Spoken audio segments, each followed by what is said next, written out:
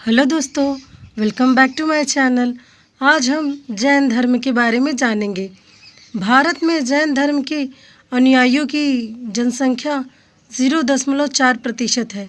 ईसा से 600 वर्ष पूर्व का काल भारतवर्ष के लिए ही नहीं वरन संसार के कई देशों के लिए धार्मिक क्रांति का काल रहा है। इसी शताब्दी में भारत की पुण्य स्थली में भी दो महान पुरुषों ने जन्म लिया। ये थे भगवान महावीर स्वामी और महात्मा बुद्ध।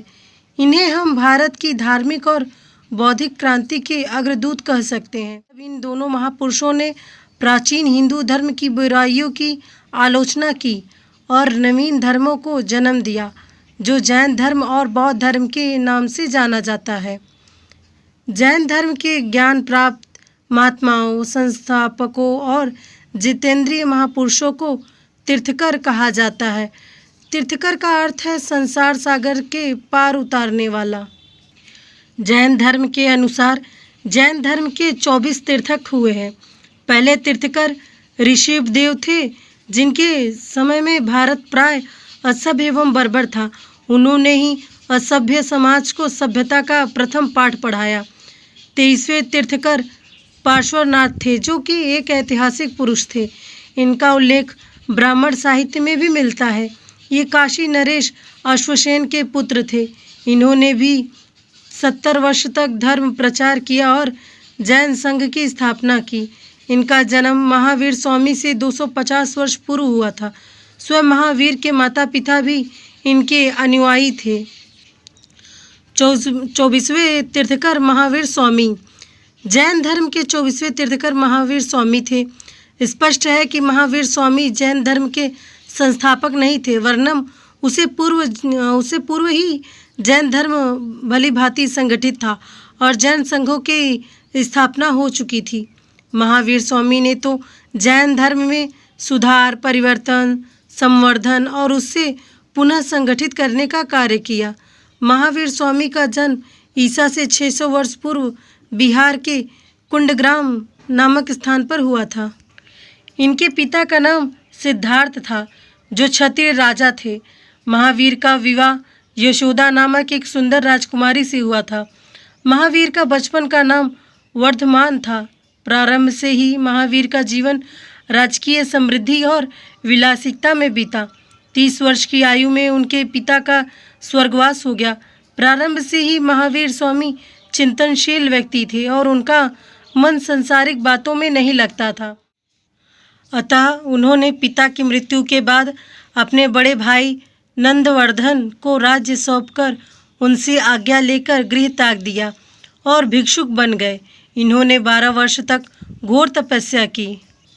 तपस्या के पश्चात जभिंग गांव के समीप एक नदी के तट पर उन्हें कैवल्य यानी ज्ञान प्राप्त हुआ।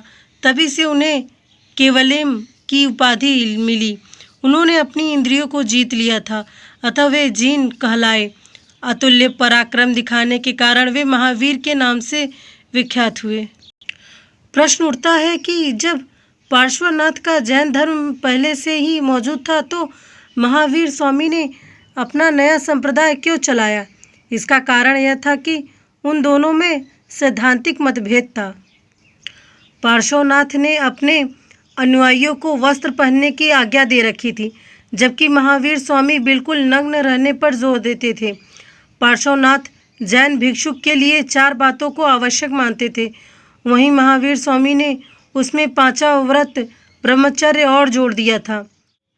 महावीर स्वामी जी को अपने ही राजधर्म के प्रचार के लिए तत्कालीन राजवंशों का बहुत सहयोग मिला।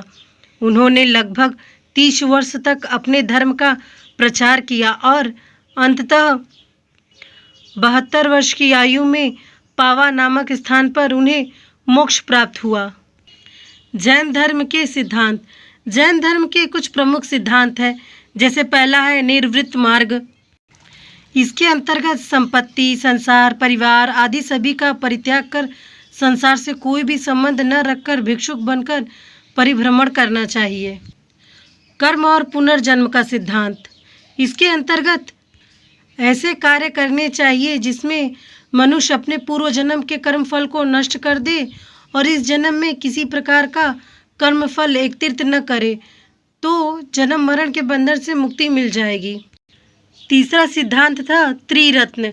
इसमें पूर्व जन्म के कर्म फलों को नष्ट करने तथा इस जन्म के कर्म फलों से बचने के लिए जैन धर्म के त्रिरत्नों का पालन करने में आदेश दिया गया है। जैसे कि इसके अंतर्गत सम्यक विश्वास ही सम्यक श्रद्धा है और सत्य का ज्ञान प्राप्त करना सम्यक ज्ञान है। संसार के किसी भी विषय में आसक्त न रहना तथा सुख और दुख दोनों में संभावना रखना ही सम्यक आचरण है। यही त्रिरत्न का पालन करना होता है। स्यादवाद।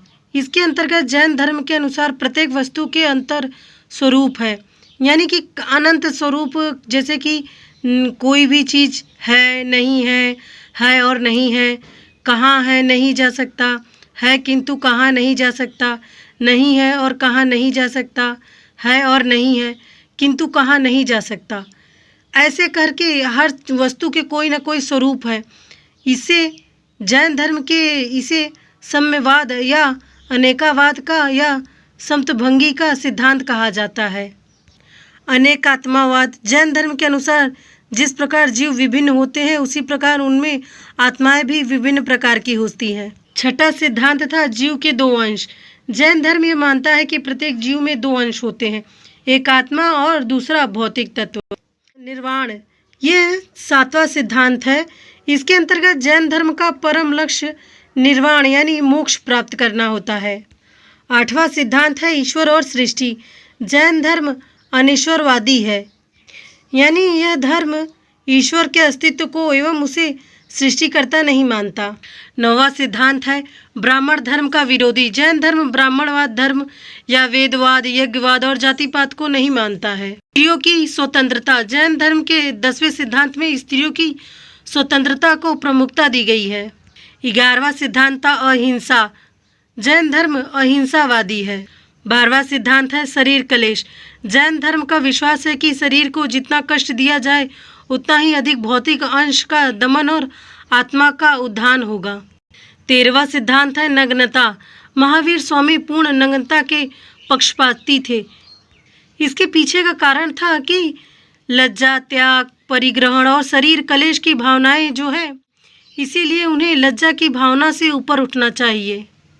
14वां सिद्धांत था पंच महाव्रत। इसके अंतर्गत जैन धर्म में भिक्षुओं के लिए 5 महाव्रतों का उल्लेख किया गया है, जैसे अहिंसा महाव्रत, असत्य त्याग महाव्रत, असत्य महाव्रत, ब्रह्मचर्य महाव्रत, अपरिग्रहण महाव्रत। इन सभी का इनमें पालन करना होता है। जैन धर्म का नैतिक पक्ष। इसके अंतर्गत महावीर स्वामी ने कहा कि नैतिकता पर वो नैतिकता पर ज़्यादा जोर देते थे, यानी कि स्नान आदि से केवल तो बाहर की शुद्धता होती है, आंतरिक शुद्धता नहीं होती है। आंतरिक शुद्धता पे इसीलिए वो ज़्यादा बल देते थे। जैन धर्म में वर्तमान में 2 प्रमुख संप्रदाय है, दिगंबर और श्वेतांबर।